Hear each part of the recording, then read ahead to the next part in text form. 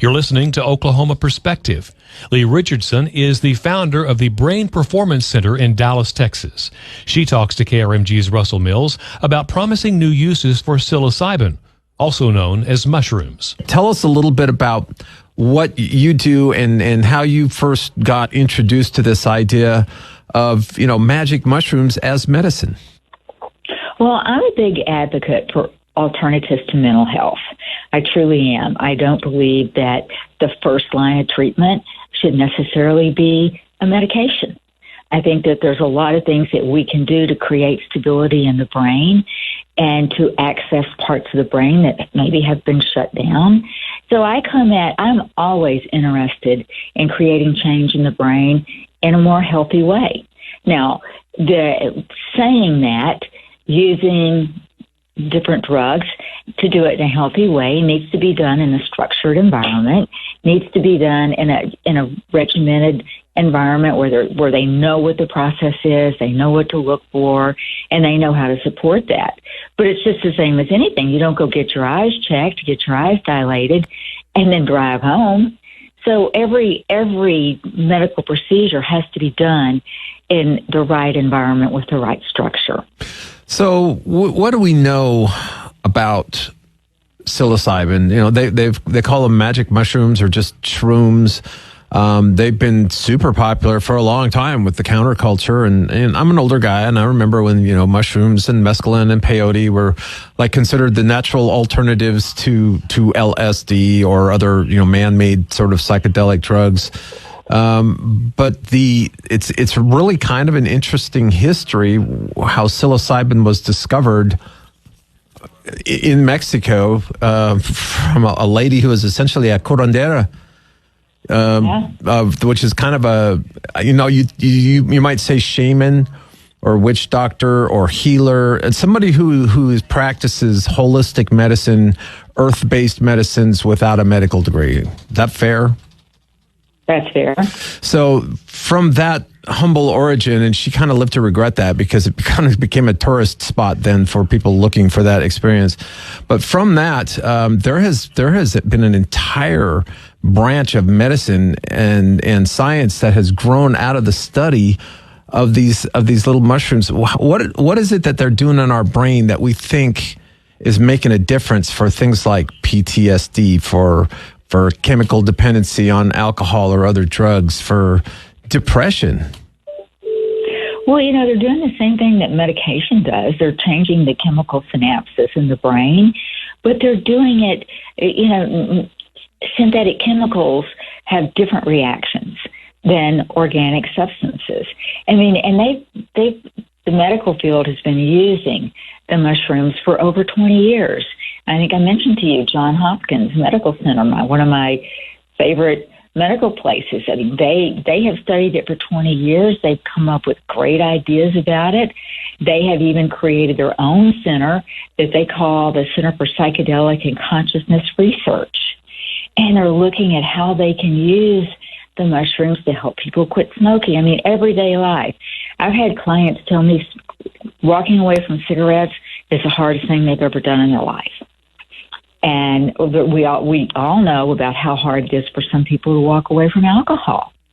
So to think that you could use the psilocybin and to help with Alzheimer's or to help people that have suffered with anorexia,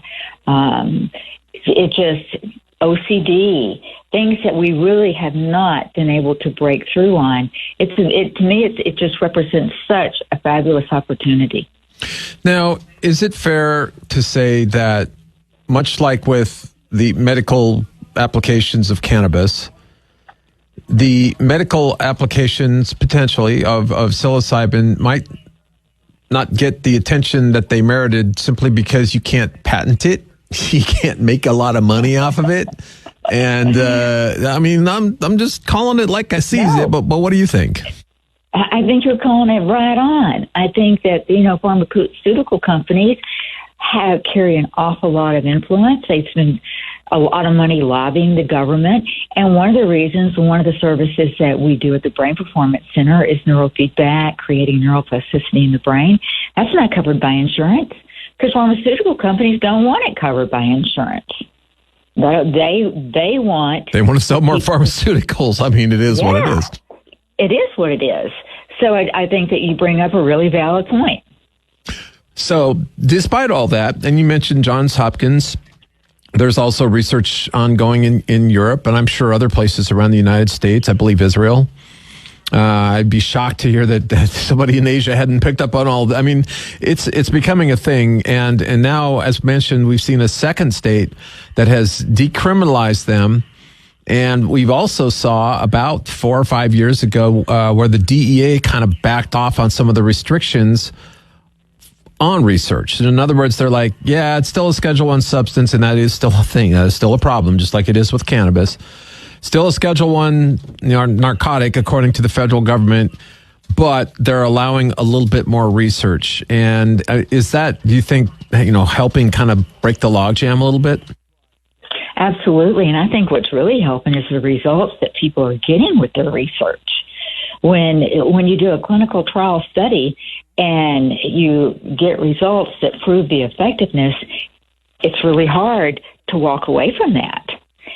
Particularly when, a lot of the people that are in the studies are resistant to medication. And there's a ton of people that, unlike myself, I just prefer not to take it. But there's a lot of people that are resistant to it. It just does not work. Talking about like antidepressants, like pharmaceutical type antidepressants and stuff like that? Yes.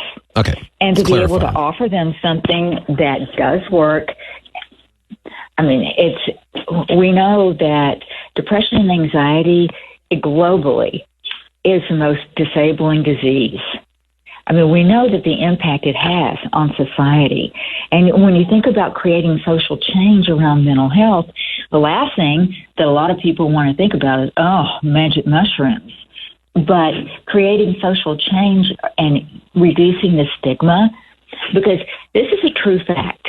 On the average, anybody that's suffering from a mental health illness, they will suffer for over 10 years before they get help. 10 years, man, that's a decade. That's a long time to be in pain. And I think that anything that we can do that's got some science and some structure behind it to open the doors, because I think there's a lot of people that might consider going the organic magic mushroom route that would not go the synthetic chemical route. So if we can touch mental health, if we can get more people open to engaging in treatment, I'm all for that. Well, and I'll go ahead and point out to what some medical cannabis advocates have argued for years, which is, hey, this is a plant, and if you believe in any sort of divine, higher creative power, that's who put the plant on the planet for our use. And then they're kind of making that same argument here for psilocybin. And my understanding is it is not toxic. In other words, you cannot poison yourself or die from an overdose of psilocybin. Is that your understanding? Well, I think that everybody reacts to medication, to different substances differently. I'm not saying you can't have a bad trip, just saying it isn't going to kill you. Yeah. Yeah.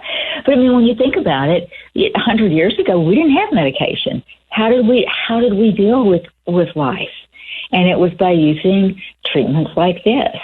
And I've never read about anybody ODing on psilocybin when it's being taken for medical reasons. I'm not saying there's no one out there, but it's not common knowledge. You know what it is? It's about balance, and everybody reacts differently.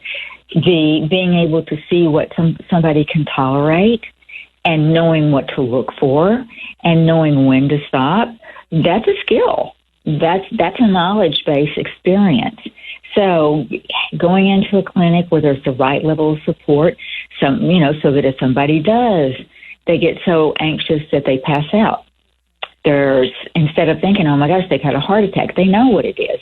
It's that autonomic nervous system is fear has put that autonomic nervous system into that fight, flight, or freeze state. But being able to have the environment to bring them back into the situation, let them know that they're cared for, and monitor those vital signs. And when you don't, those vital signs will tell you exactly what's going on in the body. Leigh Richardson, founder of the Brain Performance Center in